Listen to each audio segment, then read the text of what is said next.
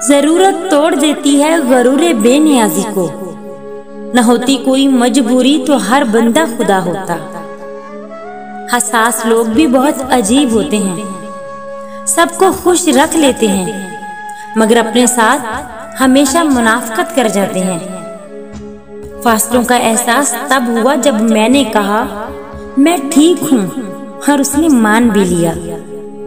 जिस तरह कमरे में मौजूद छोटे छोटे सुराग रोशनी के होने की गवाही देते हैं, इसी तरह इंसान की छोटी छोटी बातें उसकी तरबियत और इखलाक की पहचान करवा देती हैं।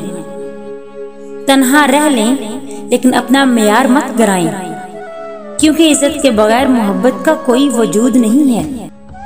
इंसान भी बहुत अजीब है, दुआ के वक्त समझता है कि अल्लाह बहुत करीब है, लेकिन गुनाह के वक्त समझता है अल्लाह बहुत दूर है।